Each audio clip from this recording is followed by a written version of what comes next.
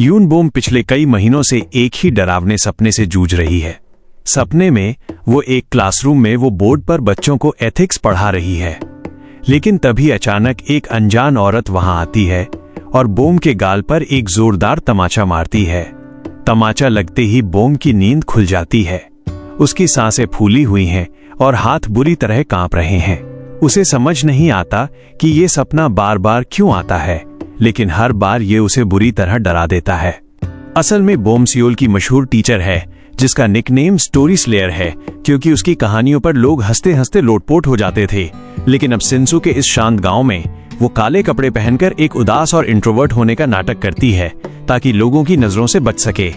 दूसरे टीचर्स उसे अजीब मानते हैं और हैरान कि जब सब नौकरी के लिए शहर भाग रहे हैं तो ये शहर छोड़कर इस गांव में क्यों आई है। स्कूल में एक होनहार छात्र है, हान ग्योल, जो पढ़ाई में अव्वल है और ऑलराउंडर भी कह सकते हैं। एक दिन स्टाफ रूम का माहौल तब अचानक बदल गया जब एक लंबा चौड़ा ताकतवर आदमी स्कूल की तरफ आ रहा था। उसके हाथ पर एक ड्रैगन का टैटू चमक रहा था। सियोन जे-ग्यू, जो कि हान ग्योल का चाचा और गार्डियन है, उसकी शक्ल देखकर टीचर्स के पसीने छूट गए। जिस टीचर ने गलती की थी वो डर के मारे अपनी मेज के नीचे छिप गया। जे-ग्यू वहां लड़ने नहीं बल्कि एक सवाल पूछने आया था। स्कूल ने उसके भतीजे हान ग्योल को एक अवार्ड देने से मना कर दिया था और कारण था कि उसके माता पिता नहीं हैं। सिर्फ इसलिए कि उसके माता पिता नहीं हैं, तुम उसकी मेहनत को नकार नहीं सकते। मैंने उसे पाला है, मैं उसका पिता भी हूं और मां भी। मुझसे बेहतर गार्जियन उसे मिल ही नहीं सकता। उस भारी माहौल में जे-ग्यू की नजर कोने में खड़ी यून बोम पर पड़ी। पल भर के लिए वो उसकी खूबसूरती देखकर सपनों की दुनिया में खो गया, लेकिन उसने खुद को संभाला और टीचर्स को चेतावनी दी कि आगे से उसके भतीजे के साथ कोई भेदभाव न हो। जैसे ही जे-ग्यू वहां से गया, यून बोम अपनी जिज्ञासा रोक नहीं पाई और अपना उदास और चुपचाप रहने वाला नाटक तोड़ दिया और उसके बारे में पूछने लगी।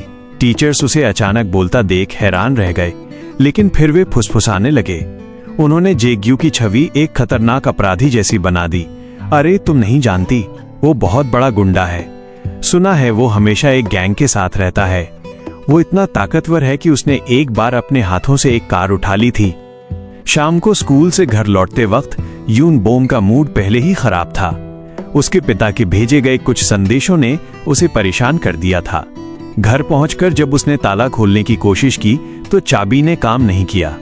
गुस्से में उसने चाबी दूर फेंक दी। वो अपने मकान मालिक से दूसरी चाबी लेने के लिए निकली ही थी कि उसकी नजर सामने से आ रहे जे-ग्यू पर पड़ी। अंधेरे में उसके हाथ में कोई लंबी नुकीली चीज थी जो बिल्कुल किसी खतरनाक हथियार जैसी लग रही थी। बोम की रूह कांप गई। उसे लगा कि वो आज उसे मारने आ रहा है। वो अपनी जान बचाकर वहां से भागी। जे-ग्यू ने जब उसे भागते देखा तो वो भी उसके पीछे दौड़ा। बोम कांपते हुए पुलिस का नंबर डायल कर ही रही थी कि जे-ग्यू ने उसे पकड़ लिया। अरे रुको, तुम पुलिस को क्यों बुला रही हो? उसने अपनी खतरनाक चीज ऊपर उठाई। ये सिर्फ एक चिकन कबाब है और ये टैटू तो बस आर्म स्लीव्स हैं जो मुझे गिफ्ट में मिले थे।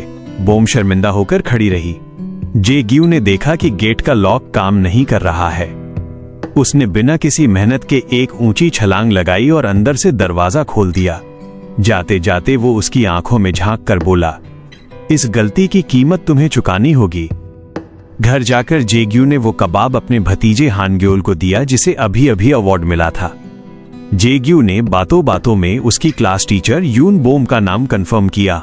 हान ग्योल ने अपने चाचा को ताड़ते हुए कहा, चाचा प्लीज मेरे टीचर्स को परेशान मत करना। बाद में जब जे-ग्यू कचरा फेंकने बाहर गया तो वो पुरानी यादों में खो गया।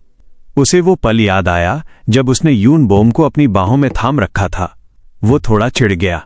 उसे मैं याद क्यों नहीं हूं? इतनी आसानी से भूल गई। लेकिन फिर भी उससे दोबारा मिलने की खुशी उसके चेहरे पर एक अजीब सी मुस्कान ले आई। अगले दिन स्कूल में बोम ने घोषणा की, सभी छात्र अपने माता पिता को पेरेंट्स टीचर मीटिंग के लिए बुलाएं। तभी एक छात्रा, जिसके पिता शहर के गवर्नर हैं, ने साफ मना कर दिया। जब बोम ने जोर दिया तो उस लड़की ने सियोल में बोम की पुरानी जिंदगी के बारे में एक ऐसी बात कही जिससे बोम के पैरों तले जमीन खिसक गई। बोम हैरान थी, ये लड़की मेरे बारे में कैसे जानती है? बोम, जो पहले से डरी हुई थी, उसे स्टाफ रूम में बाकी टीचर्स ने जे-ग्यू के साथ मीटिंग के लिए और डरा दिया। घबराई हुई बॉम ने जेग्यू को कॉल किया और दोपहर 12 बजे मिलने का समय तय किया। उसे लगा कि जेग्यू कल रात पुलिस बुलाने वाली बात से नाराज होगा, इसलिए वो खुद को उससे मिलने के लिए तैयार करने लगी। पहले उसने सख्त दिखने के लिए काले कपड़े निकाले, लेकिन फिर सोचा, नहीं, मुझे दुश्मन को प्यार और शांति से जीतना होगा। उसने अपने रोज के काले कपड़े छोड़कर हल्के पेस्टल रंग के कपड़े पहने ताकि वो शांत और सौम्य दिखे। शाम को स्कूल खाली हो चुका था।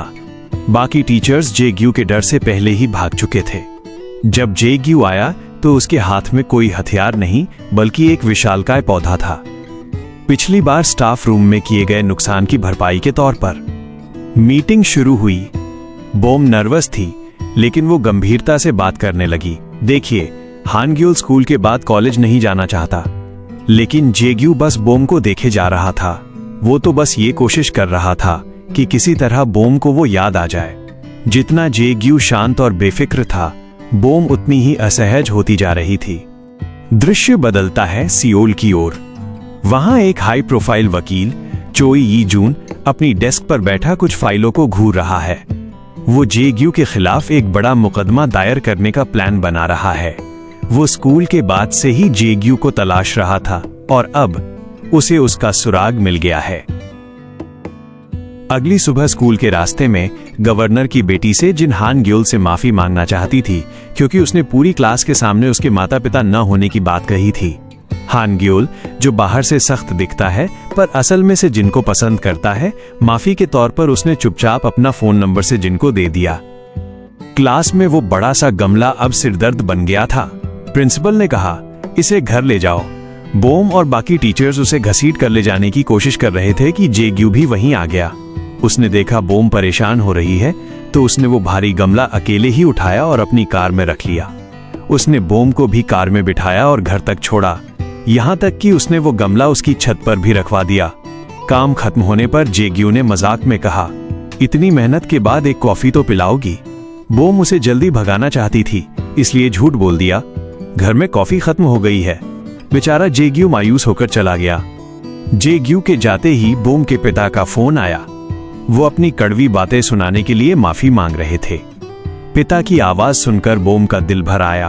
वो कुछ बोल नहीं पाई और फोन काटकर रोने लगी। तभी जेग्यू वापस आ गया। वो अपने साथ कॉफी और कुछ स्नैक्स खरीद लाया था। उसने बॉम की आंखों में आंसू देखे। उसने बिना कोई सवाल पूछे अपनी जेब से एक मीठा निकाला और बॉम के हाथ पर रखते हुए कहा, जब मन उदास हो तो मीठा खा लेना चाहिए। ये सुनते ही बॉम चौंक गई। उसे याद आया कि सालों पहले किसी ने ठीक यही लाइन उससे कही थी, लेकिन कौन? चेहरा याद नहीं आ रहा था, पर एहसास जाना पहचाना था। सियोल में वो वकील एक सेलिब्रिटी महिला से मिल रहा था। वो उस महिला का फैन भी था और उसका फैन पेज संभालता था। महिला ने उसे एक काम दिया, मेरी बेटी को ढूंढो, वो घर से गुस्सा होकर कहीं भाग गई है। शायद वो बेटी बॉम ही है। दूसरी तरफ सेजिन के घर पर उसके माता पिता उसे क्लास में सेकंड आने के लिए डांट रहे थे। गुस्से में से जिन खाना छोड़कर उठ गई और कमरे में जाकर किसी से शेयर करने लगी। अगले दिन स्कूल जाते वक्त बॉम ने जेग्यू को पुलिस स्टेशन से बाहर निकलते देखा। वो किसी पर हाथ उठाने के लिए पुलिस में गया था। बॉम वहां से भाग निकली। क्लास में वो सोलर एनर्जी पढ़ा रही थी। बच्चों ने कहा, मैम, हमें फील्ड ट्रिप पर ले चलिए। हानग्योल ने कहा, मेरे चाचा एक पावर प्लांट में काम करते हैं, हम वहां जा सकते हैं ट्रिप के लिए। बॉम ने जेग्यू से बचने के लिए तुरंत मना कर दिया, लेकिन क्लास में एक स्टूडेंट जेग्यू का जासूस था। उसने चुपके से जेग्यू को कॉल कर सब बक दिया।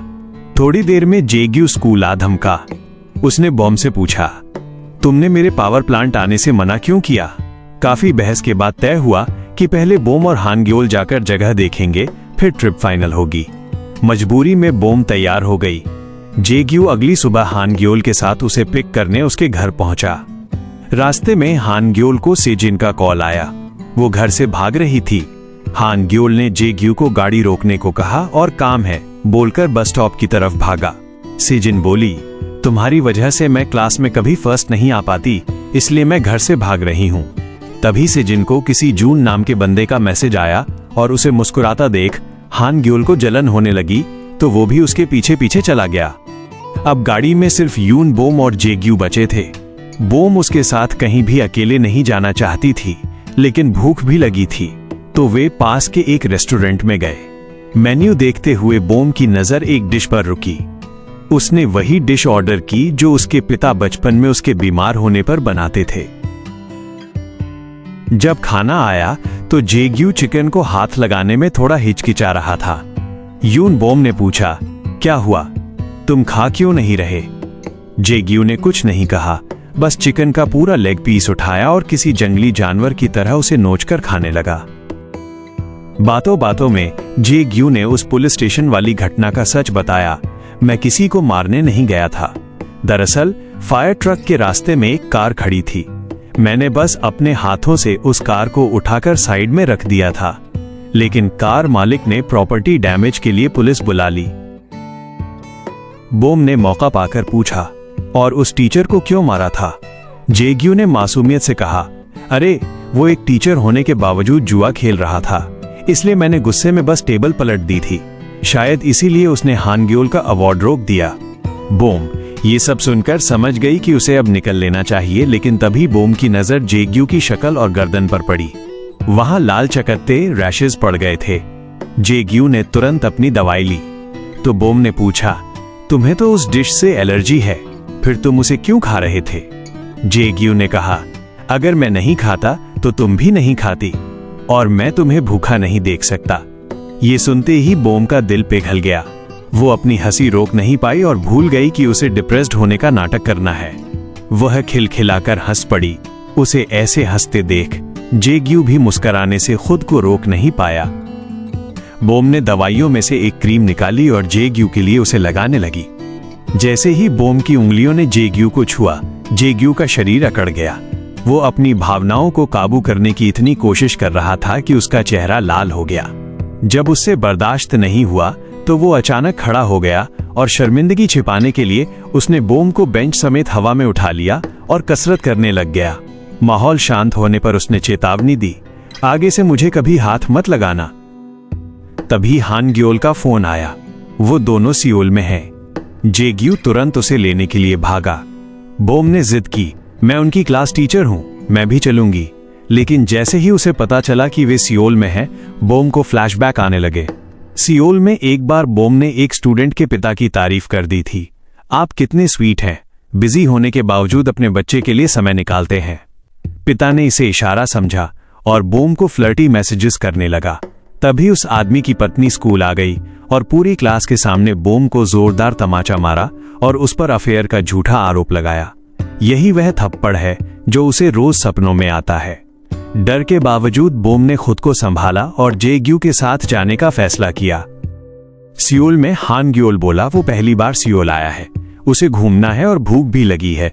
तो वो दोनों हान नदी के किनारे बैठे इंस्टेंट नूडल्स खाने लगे। जिन ने कहा, मैं अपने माता पिता की उम्मीदों के बोझ तले दब गई हूं, मैं उनके साथ और नहीं रह सकती। हानग्योल ने उदास होकर जवाब दिया, मैं अपनी पूरी जिंदगी देने को तैयार हूं, बस अपने माता पिता के साथ एक दिन बिताने के लिए। लेकिन तुम्हारे पास तुम्हारे चाचा तो है ना? हानग्योल बोला, चाचा ने मुझे बहुत प्यार दिया है, इतना प्यार कि मुझे लगता है मैं उनके एहसानों का कर्ज इस जन्म में नहीं चुका सकता। सेजिन को एहसास हुआ कि ये लड़का तो एहसान मानने में भी फर्स्ट है और मैं यहां भी इससे पीछे रह गई। तभी से जिन को उस जून का मैसेज आया और वो उससे मिलने चल पड़ी।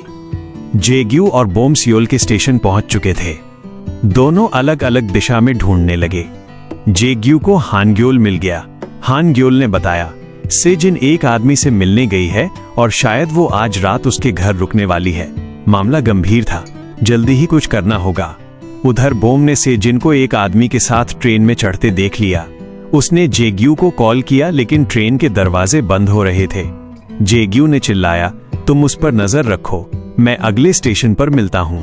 जेग्यू को ट्रेन से पहले अगले स्टेशन पहुंचना था, तो उसने भागकर जाने का फैसला किया और अपने भतीजे को अगली ट्रेन पकड़ने को कहा। जेग्यू ने दौड़ लगाई कि तभी रास्ते में प्रदर्शनकारियों की भीड़ थी। उसके पास ज्यादा समय नहीं था।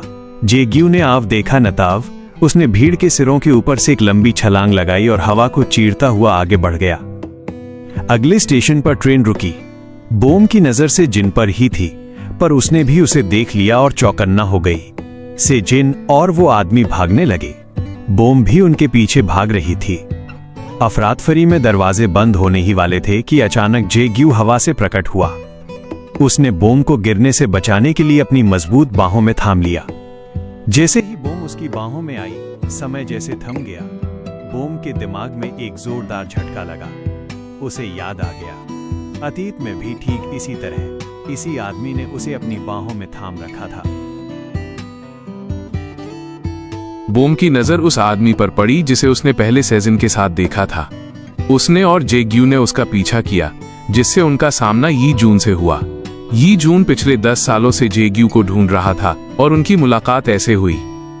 दोनों के बीच तुरंत झगड़ा शुरू हो गया, लेकिन यूं बोम ने बीच में आकर उन्हें रोका। जब उसने यी जून से सवाल किया तो उसने खुलासा किया कि वो सेजिन का बड़ा भाई है और सेजिन घर से भागकर सियोल उसी के पास रहने आई है। कहानी अतीत में जाती है। स्कूल के दिनों में जे-ग्यू नन्हे हानग्योल को क्लास में लाता था, क्योंकि घर पर बच्चे को संभालने वाला कोई नहीं था, उसकी बहन भी नहीं। क्लास के बच्चे और टीचर उसे डांटते थे कि वो स्कूल के सबसे होशियार स्टूडेंट यी जून को पढ़ाई में डिस्टर्ब कर रहा है। लेकिन यी जून ने शिकायत करने के बजाय जे-ग्यू की मदद की। उसने रोते हुए बच्चे को एक झटके में चुप करा दिया। उसे इसकी आदत है, क्योंकि घर पर उसकी भी एक छोटी बहन है। इसके बाद वे अच्छे दोस्त बन गए। लेकिन यह याद एक कड़वे नोट पर खत्म होती है, जब जे-ग्यू को यी जून के पैसों से भरा डिब्बा लेकर भागते हुए देखा जाता है। वापसी के रास्ते में हमारी तिगड़ी को रात में एक होटल में रुकना पड़ा, जहां सिर्फ एक फैमिली रूम बचा था। सिचुएशन तब और अजीब हो गई जब जे-ग्यू और यूं बोम कमरे में दाखिल हुए और वहां हनीमून जैसी सजावट देखी। गलतफहमी से बचने के लिए बोम ने तुरंत बिस्तर से फूल हटाना शुरू कर दिया। जे-ग्यू ने अपनी शर्मिंदगी छिपाने के लिए वहीं फर्श पर एक्सरसाइज शुरू कर दी और बोम को अपने पैर पकड़ने के लिए कहा। पर इससे माहौल और भी बिगड़ गया जब दोनों एक दूसरे के बहुत करीब आ गए और तंग आकर बोम ने उसे कहा कि अगर कसरत करनी है तो होटल के जिम में जाए। बाद में जे-ग्यू के फोन पर वो औरत नाम से एक कॉल आया। बोम उसे फोन देने के लिए ढूंढने गई। स्विमिंग पूल एरिया में उसने देखा कि एक बच्चा पूल में डूब रहा है। जे-ग्यू ने तुरंत कूदकर उसे बचाया, लेकिन जब बच्चे की मां आई तो बच्चा डरा हुआ था। मां ने गलत समझा कि जे-ग्यू ने उसके बच्चे को डराया है और उसने जे-ग्यू को थप्पड़ मार दिया। इस थप्पड़ ने बोम को गहरा सदमा दिया, क्योंकि उसे अपना पुराना समय याद आ गया जब उस पर भी झूठा आरोप लगा था और उसे सबके सामने शर्मिंदा होना पड़ा था। इस बार उसने चुप न रहने का फैसला किया। उसने मैनेजमेंट से सीसीटीवी फुटेज की मांग की। वीडियो से साबित हो गया कि जे-ग्यू ने बच्चे की जान बचाई थी।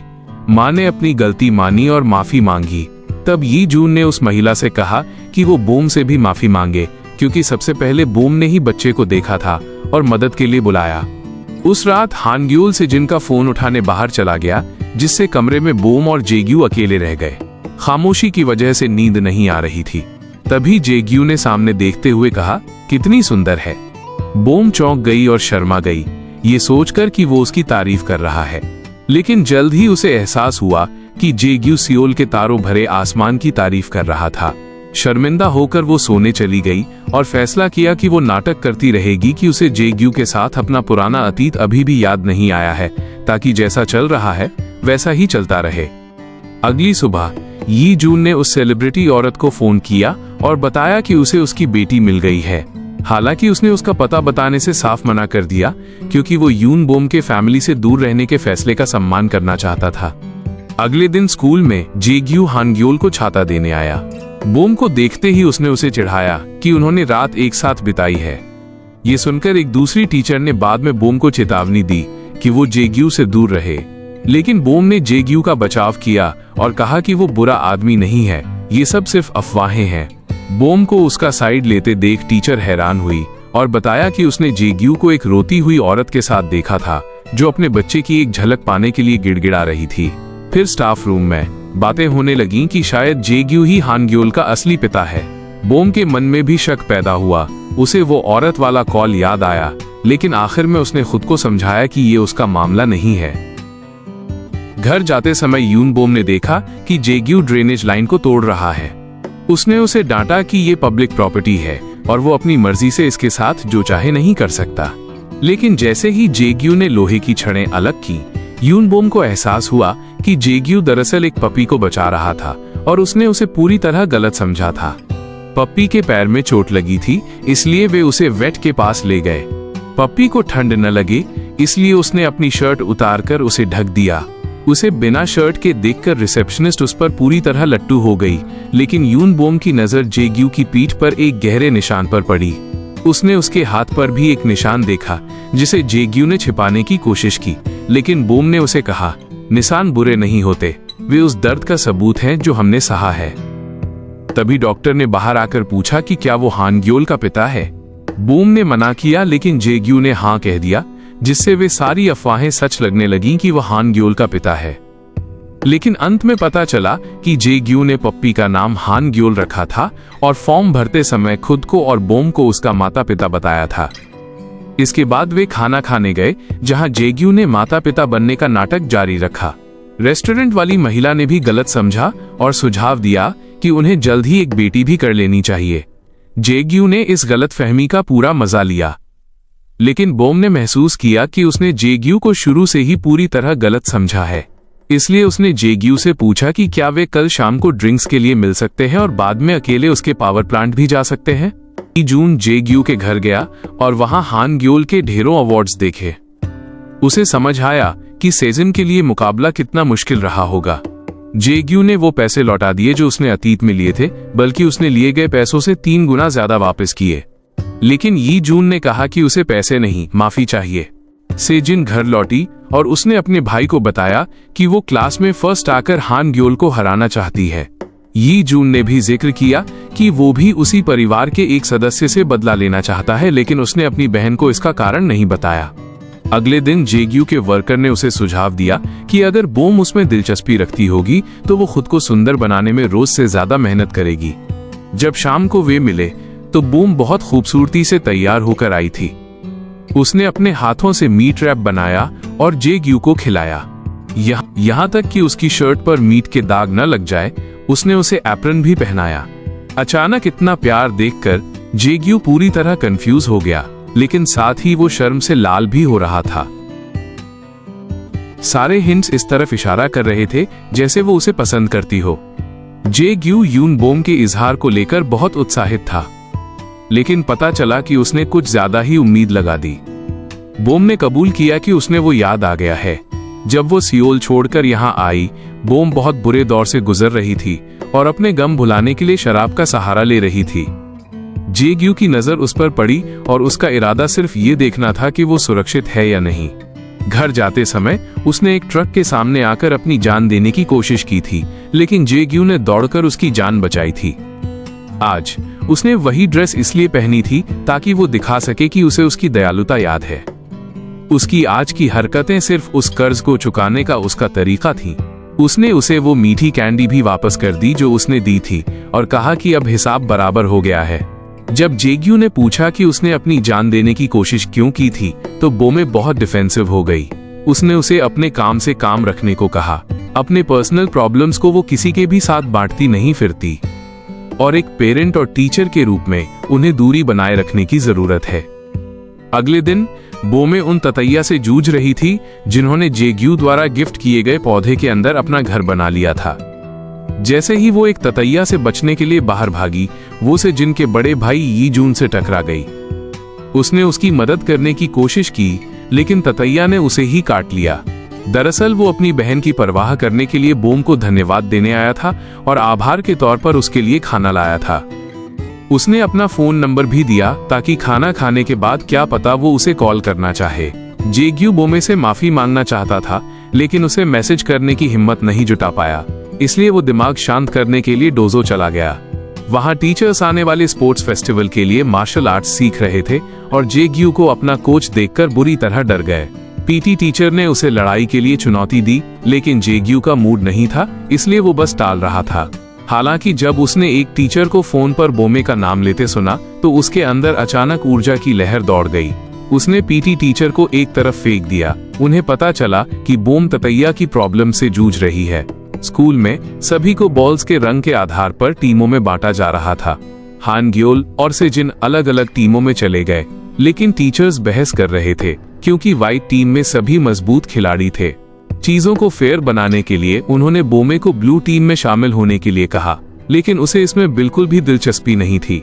बोम की कॉलीग, जो कि उसकी मकान मालकिन भी थी, बोम को सुझाव दिया कि वो घर पर ततैया की समस्या के लिए एक आदमी के बारे में बताया जिसे ततैया का शिकारी भी कहा जाता है।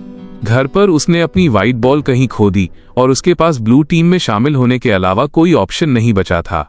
उसने वो खाना गर्म किया जो यी जून लाया था। उसे देखते ही उसे अपने पिता की याद आ गई और चखते ही उसकी आंखों से आंसू छलक पड़े, क्योंकि उसका स्वाद बिल्कुल उसके पिता की रेसिपी जैसा था। उसने यी जून को धन्यवाद देने के लिए उसका नंबर डायल किया, लेकिन तभी वो ततैया शिकारी आ गया। ये और कोई नहीं, भेष बदल कर आया जेग्यू था। उसने उससे कहा कि उसे कोई परवाह नहीं, अगर वो पौधा काट दे, उसे बस ततैया से छुटकारा चाहिए। उसने उसे पेड़ काटने का भी काम दिया। उसे कड़ी मेहनत करते देख वो उसके लिए कुछ पीने को भी ले आई। ठीक तभी यी जून का कॉल वापस आया। बोमे ने उसे धन्यवाद दिया और उसका लंच बॉक्स लौटाने के लिए 24 की शाम को एक कैफे में मिलने को कहा। ये सुनते ही जेग्यू को गुस्सा आ गया और उसने सिर्फ 3 बार में पूरा पेड़ काट दिया। जैसे ही पेड़ बोमे की ओर गिरने लगा, वह उसे रोकने के लिए बीच में आ गया और उसके मुंह से एक आवाज निकली। बोमे ने तुरंत उसकी आवाज पहचान ली। उसने उस पर स्टॉकिंग करने का आरोप लगाया, उसके काम के पैसे दिए और गुस्से में उसे जाने के लिए कहा। जेग्यू पहले से ही बदनाम था, अब हाथ में कुल्हाड़ी लिए टूटे हुए दिल के साथ शहर में घूम रहा है, जिससे उसकी खराब छवि और भी बिगड़ गई है। यी जून को यून बोम के माता पिता से मिलते हुए देखा जाता है। तभी ये खुलासा होता है कि उसके पिता ने ही उसे वो खाना भेजा था, लेकिन उन्होंने यी जून से कहा था कि वो बोम को न बताए। ये भी पता चलता है कि बोम ने अतीत में घर क्यों छोड़ा था। बोम उस औरत के खिलाफ कानूनी कार्रवाई करना चाहती थी जिसने उस पर झूठे आरोप लगाए थे और उसे बदनाम किया था। हालांकि उसकी मां ने उसे रोक दिया, क्योंकि उन्होंने बोम के ट्रॉमा से ऊपर अपनी खुद की सेलिब्रिटी रेपुटेशन को प्रेफरेंस दी। और भी ज्यादा दुख की बात यह थी कि उसके पिता ने उसका साथ देने के बजाय उसकी बेगुनाही पर ही सवाल उठाए थे। लेकिन अब उसके माता पिता को अपनी गलती का एहसास हो गया है और वे कानूनी मदद लेने के बोम के फैसले का समर्थन करना चाहते हैं। बोम ने कुछ सबूत भी इकट्ठे किए थे, इसलिए उन्होंने यी जून को वो सबूत सौंप दिए ताकि वो केस तैयार कर सके और उसे न्याय दिला सके। शाम को प्लान के अनुसार यी जून और बोम एक कॉफी शॉप में मिले। वे इस बारे में बात कर रहे थे कि उनकी पसंद कितनी मिलती जुलती है। यी जून ने पास ही जेग्यू को उनकी बातें सुनते हुए देख लिया। जानबूझकर यी जून ने जोर से कहा कि इस शहर के लोग दूसरों की जिंदगी में कितनी दखल देते हैं। बोम ने भी उसकी बात पर सहमति जताई। इस बात से जेग्यू को दुख हुआ, इसलिए वो कैफे से निकल गया और अपने बच्चे को देखने चला गया। उसने उसे बोमसिक नाम दिया और उसके साथ शेयर किया कि अगर आप किसी से प्यार करते हैं या उसकी परवाह करते हैं तो जाहिर है कि अगर उन्हें कोई प्रॉब्लम होगी तो वो दखल देंगे ही।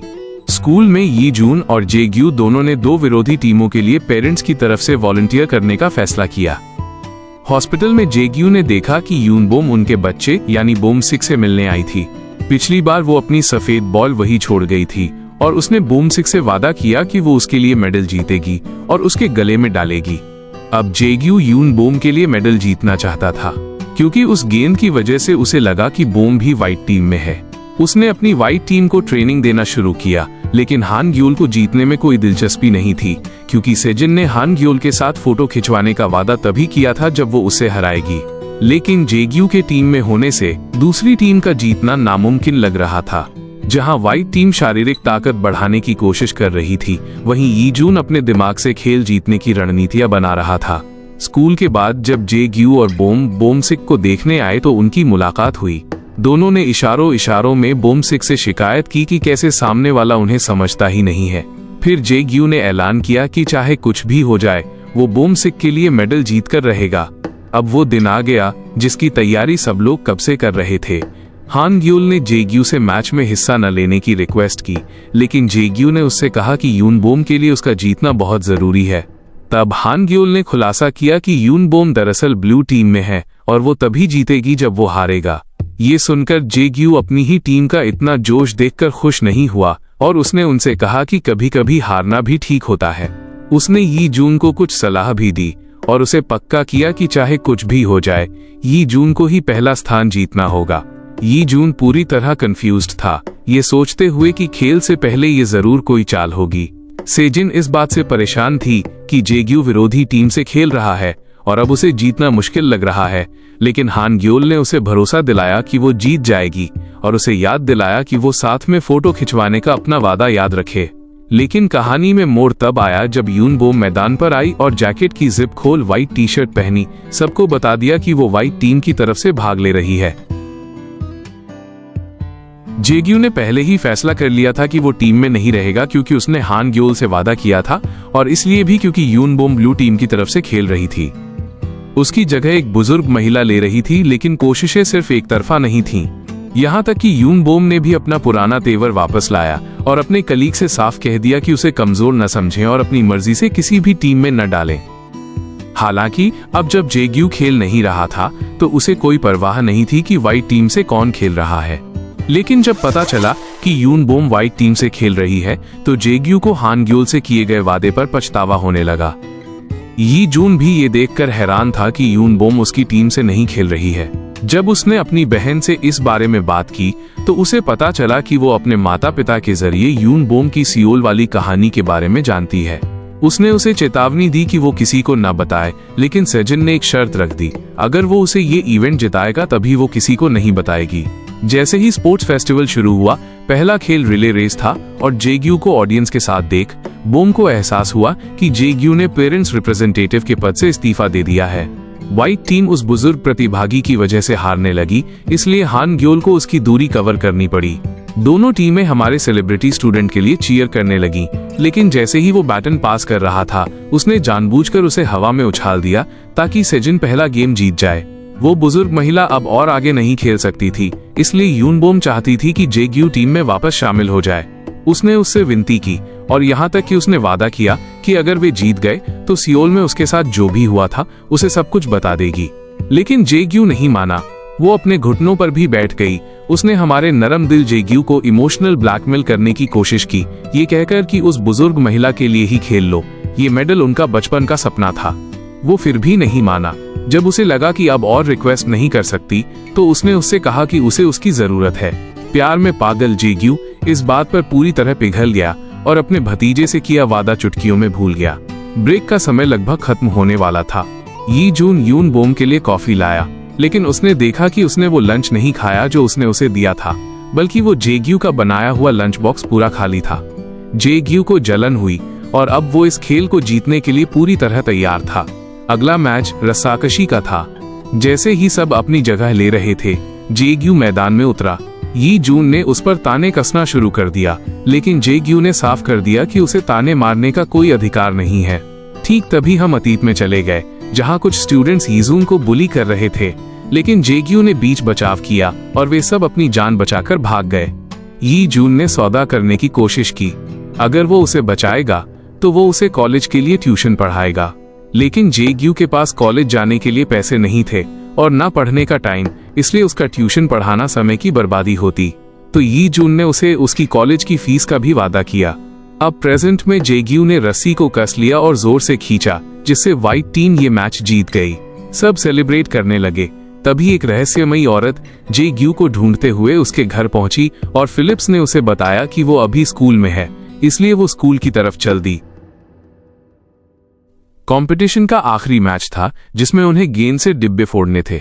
ब्लू टीम का डिब्बा फूटने ही वाला था कि जेग्यू ने एक साथ 3 गेंदें फेंककर व्हाइट टीम को जितवा दिया। सब जश्न मनाने लगे, लेकिन सेजिन बहुत दुखी हो गई थी। उसे उदास देखकर हान ग्योल भी कुछ खास खुश नहीं था। जब सब जीत का जश्न मना रहे थे, वो रहस्यमयी औरत भी वहां पहुंच गई और दूर से ही जेग्यू और हान ग्योल को देखने लगी। घर पहुंचने पर हान ग्योल ने जेग्यू को घेर लिया और सवाल करने लगा कि आखिर उसने अपना वादा क्यों तोड़ा। इस पर जेग्यू ने उल्टा सवाल किया कि वो हारने के लिए इतना उतावला क्यों हो रहा था। बातों बातों में दोनों कबूल कर बैठे कि उन्होंने ये सब प्यार के लिए किया है और फिर दोनों शर्मा गए। यून बोम अकेले ही घर पर पूरे जोश के साथ अपनी जीत का जश्न उस पौधे के साथ मना रही थी जो जेग्यू ने दिया था। वो भी धीरे धीरे उसके प्यार में लट्टू होती जा रही थी, पर तभी उसे अपना वादा याद आया कि अब उसे जेग्यू को सब कुछ सच बताना पड़ेगा। से जिनके माता पिता उसकी रिले रेस की रिकॉर्डिंग देख रहे थे।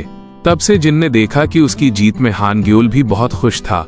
उसने उसे मिलने बुलाया और पूछ बैठी कि क्या वो उसे पसंद करता है। अगले दिन बोमसिक अस्पताल से डिस्चार्ज होने वाला था, तो दोनों ने फैसला किया कि वे उसे गोद लेंगे। पर तभी दोनों में बहस होने लगी कि वो किसके साथ रहेगा। जेग्यू का कहना था कि उसके पास बच्चे पालने का एक्सपीरियंस है, पर यून बोम का कहना था कि बच्चा माँ के साथ ही रहेगा। आखिरकार ये तय हुआ कि हफ्ते में 2 दिन जेग्यू बोमसिक से मिलने आएगा। यी जून जल्दी शहर की तरफ भागा। यून बोम की माँ अस्पताल में थी, क्योंकि एक फिल्म की प्रेस कॉन्फ्रेंस के दौरान एक रिपोर्टर ने उनकी बेटी की बात छेड़ने की कोशिश की थी, जिससे उन्हें पैनिक अटैक्स आने लगे थे। माँ ने यी जून से विनती की कि वो उनकी मदद करे। यी जून ने यून बोम के केस के लिए सिंसू में ही अपना ऑफिस खोल लिया। जेग्यू बोमसिक के लिए घर बना रहा था, जो पिल्ले को बहुत पसंद भी आया। उसके बाद वो तीनों जेग्यू के पावर प्लांट गए, जहां जेग्यू ने उसे उसका वादा याद दिलाया और पूछा कि उस दिन वो इतना गुस्सा क्यों हो गई थी। क्या सच में उसने वो सवाल पूछकर अपनी हद पार कर दी थी?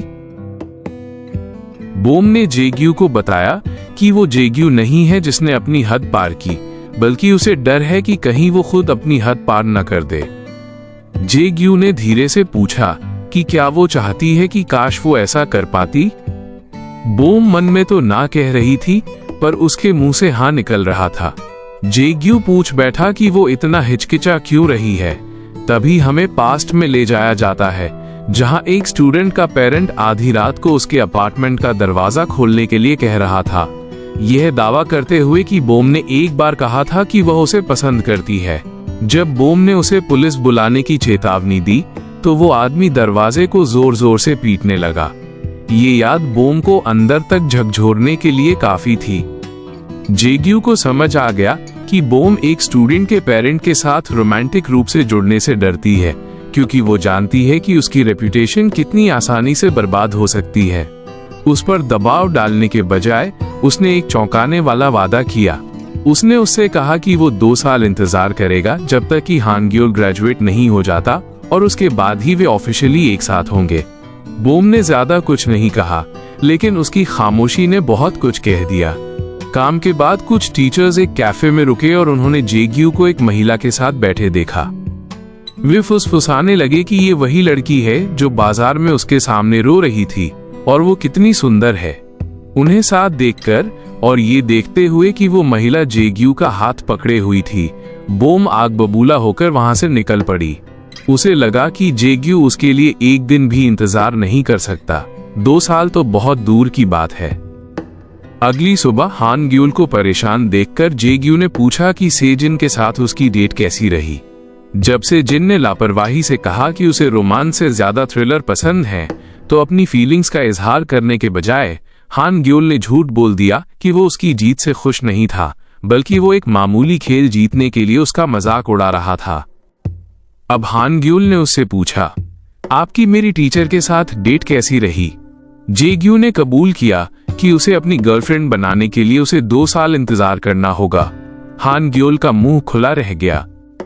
जेग्यू को पछतावा कराने के इरादे से बोम बहुत सुंदर बनकर स्कूल पहुंची। वो उससे बात करना चाहती थी, लेकिन उसकी सुंदरता का असर इतना जबरदस्त था कि जेग्यू उसे देखते ही वहां से भाग गया, क्योंकि वो अपनी भावनाओं को कंट्रोल नहीं कर पा रहा था। जाहिर है बोम ने उसे फिर गलत समझा और माना कि वो उसे जानबूझकर अवॉइड कर रहा है।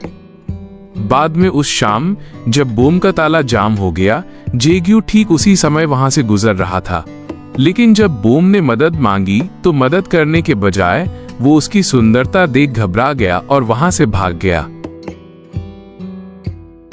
अब बोम को खुद ही उस दीवार पर चढ़ना पड़ा।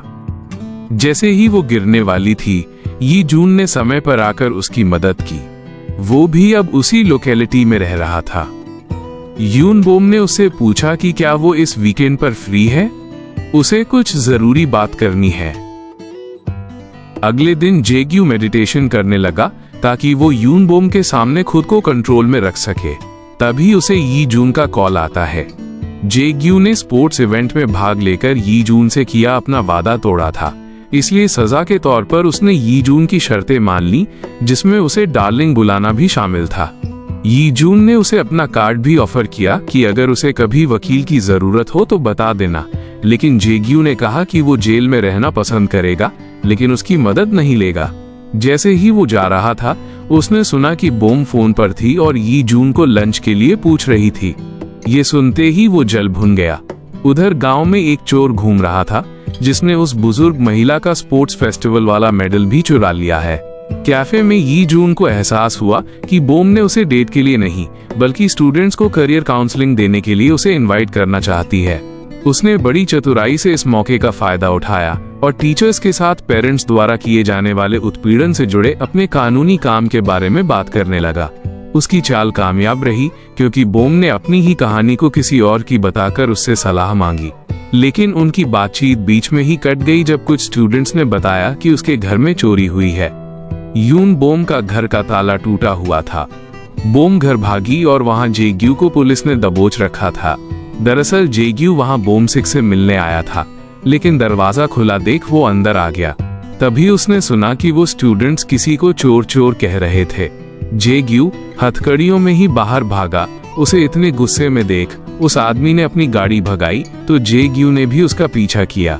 पुलिस भी उनके पीछे भागने वाली थी कि यी जून ने चुपके से उसकी बाइक में अपना फोन डाल दिया था और उस आदमी को ट्रैक करने लगे। जब उस आदमी के पास भागने का कोई रास्ता नहीं बचा तो उसने अपनी गाड़ी से हथौड़ा निकाल लिया, लेकिन जेग्यू के सामने हथियार कोई मायने नहीं रखता था। पुलिस ने दोनों को पकड़ लिया और जेग्यू को उस पर हाथ उठाने के लिए सलाखों के पीछे डाल दिया। स्टेशन में पता चला कि वो चोर दरअसल एक ताले वाला था, जिसे मकान मालकिन ने यून बोम का गेट ठीक करने भेजा था। लेकिन ताला तोड़ते देख स्टूडेंट्स ने उसे चोर समझ लिया था। जेग्यू को गुस्से से उसे अपनी तरफ आता देख वो इतना घबरा गया कि जान बचाकर भागा, जिसकी वजह से जेग्यू बिना बात के हवालात पहुंच गया। बोम इस बात से नाराज थी कि वो यी जून की तरह अपनी ताकत के बजाय दिमाग का इस्तेमाल क्यों नहीं कर सकता। जेग्यू पहले से ही उनकी लंच डेट की वजह से जल रहा था और अब बोम ने उन दोनों की तुलना करना शुरू कर दिया। और जब यी जून ने अपनी मदद की पेशकश की तो जेग्यू का ईगो आड़े आ गया और उसने मदद लेने से साफ मना कर दिया। उस रात जेग्यू और यून बोम दोनों को ही एक पल के लिए भी नींद नहीं आई। अगली सुबह जेग्यू को जमानत मिल गई, लेकिन उसे अभी भी उस आदमी के नुकसान की भरपाई करनी पड़ेगी। जेल से निकलकर सबसे पहला काम उसने ये किया कि वो माफी मांगने के लिए उस आदमी की दुकान पर गया, लेकिन दुकान बंद थी, इसलिए वो बाजार में घूमने लगा। वहां उसने यून बोम को देखा, लेकिन उसने उसे पूरी तरह से अनदेखा कर दिया।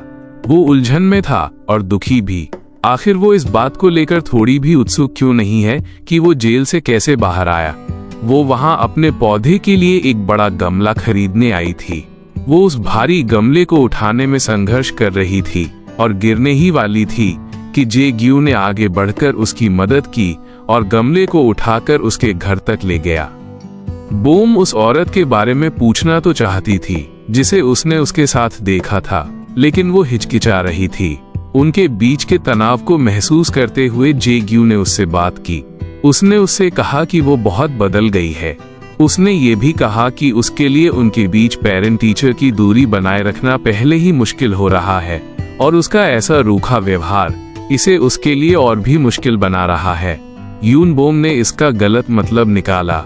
उसने पलटकर जवाब दिया कि उसे भी उम्मीद नहीं थी कि वो सिर्फ एक दिन में ही बदल जाएगा। उसने ये भी कहा कि अगर उसके लिए अपना वादा निभाना इतना ही मुश्किल है तो फिर रहने दो, उन वादों को भूल जाओ और उसे भी। उसकी कड़वी बातों से दुखी होकर वो वहां से चला गया और माफी मांगने के लिए ताले वाले के पास सेब लेकर गया। वहां उसे चौंकाने वाला सच पता चला। ताले वाले ने बताया कि यून बोम सुबह सुबह ही यहाँ आई थी। जेग्यू को जमानत मिल सके इसके लिए वो समझौता करने के लिए घुटनों पर बैठकर गिड़गिड़ाई थी। उसे मनाने के लिए उसने उसकी दुकान के सारे ताले भी खरीद लिए थे। और तो और जब उसे पता चला कि वो सॉन्ग गायन का बहुत बड़ा फैन है जिसके कॉन्सर्ट के सारे टिकट बिक चुके थे, उसने टिकट्स का इंतजाम भी करवाए। यून बोम ने अपने पेरेंट्स के साथ खराब रिश्तों के बावजूद जेग्यू के लिए अपना स्वाभिमान एक तरफ रखा और अपनी माँ को फोन किया ताकि उनके कनेक्शन से टिकट का इंतजाम कर सके। उसके माता पिता हैरान थे कि यून बोम ने उन्हें कॉल किया, वो भी इतने अजीब कारण के लिए। जब वो ताले वाला उस पॉप स्टार के साइन किए हुए पोस्टर दिखा रहा था, जेग्यू को सब कुछ समझ आ गया। वह दौड़कर सीधा यून बोम के पास गया। उसने उससे पूछा कि वो उसकी पीठ पीछे उसके लिए घुटनों पर बैठकर भीख मांग सकती है, तो फिर जब वो उसके सामने होता है तो वो इतनी रूखी क्यों हो जाती है। आखिरकार वो अब और नहीं रुक सकी। वो फूट फूट कर रोने लगी। रोते रोते उसने उससे सवाल किया, मेरे लिए इंतजार करने का वादा करने के ठीक बाद तुम किसी दूसरी औरत का हाथ क्यों पकड़े हुए थे? जेग्यू तुरंत सारी गलतफहमी समझ गया। उसने उसे इनसिक्योर महसूस कराने के लिए माफी मांगी। फिर ये फैसला करते हुए कि वो अब और इंतजार नहीं कर सकता, वो उसे किस करने के लिए आगे झुका और इस तरह उसने 2 साल इंतजार करने का अपना वादा तोड़ दिया और अपने रिश्ते को वहीं के वहीं ऑफिशियल कर दिया। अपने पहले किस के बाद शर्म से लाल होकर बोम वहां से भाग गई। जेग्यू भी उसके पीछे भागा। बोम ने जोर दिया कि जेग्यू को यह सच बताना ही होगा कि कैफे में उसका हाथ थामने वाली वो लड़की आखिर कौन थी। वो महिला असल में जेग्यू की बहन थी, जिसने हान ग्योल को बचपन में उसके पास छोड़ दिया था और वादा किया कि वो उसे लेने आएगी, पर वो कभी नहीं लौटी। गुस्से में जेग्यू ने उसे सारे रिश्ते तोड़ दिए, लेकिन जेग्यू ने बोम से झूठ बोल दिया कि वो एक जिद्दी इंश्योरेंस एजेंट थी जो उसके पीछे ही पड़ गई है, पर उसने उसे इस बार साफ मना कर दिया है। गलतफहमी दूर होने पर उन्होंने तय किया कि 2 साल के इंतजार से पहले वे एक सीक्रेट डेट पर जाएंगे। उधर स्कूल में यी जून एक गेस्ट स्पीकर के रूप में बच्चों को लेक्चर देने आया। उसके अचीवमेंट्स और स्पीच से सब इम्प्रेस थे। दूसरी तरफ जेग्यू तो बस यून बोम के डेट वाले वादे के बाद से अपनी ही दुनिया में खोया हुआ था। हाँ, गयोल के पूछने पर उसने बताया कि उसकी टीचर के साथ उसकी डेट है, इसलिए हान ग्योल ने जेग्यू को चेतावनी दी कि उसे यी जून की तरह पावर प्लांट ट्रिप पर बोम को इम्प्रेस करना होगा, नहीं तो इन 2 साल में उनका मन भी बदल सकता है। स्टाफ रूम में टीचर्स हमेशा की तरह जेग्यू की बुराई कर रहे थे।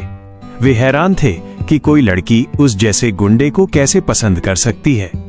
ये सुनकर यून बोम ने तुरंत कहा कि वो कोई गुंडा नहीं है और वो महिला सिर्फ एक चिपकू इंश्योरेंस एजेंट थी।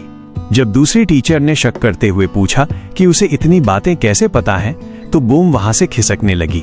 टीचर ने उसका पीछा किया और सीधा सवाल दागा कि क्या उन दोनों के बीच कुछ चल रहा है। बोम ने बात संभालते हुए कहा कि उन्होंने बस मिलकर एक कुत्ता गोद लिया है, इसके अलावा कुछ भी रोमांटिक नहीं है। हालांकि उसने मन ही मन तय किया कि अब उसे सबके सामने ज्यादा सतर्क रहने की जरूरत है। जब वे पावर प्लांट पहुंचे, जेग्यू ने विंड टरबाइन से कूदकर धमाकेदार एंट्री की। हर कोई उसके इस स्टंट को देखकर दंग रह गए।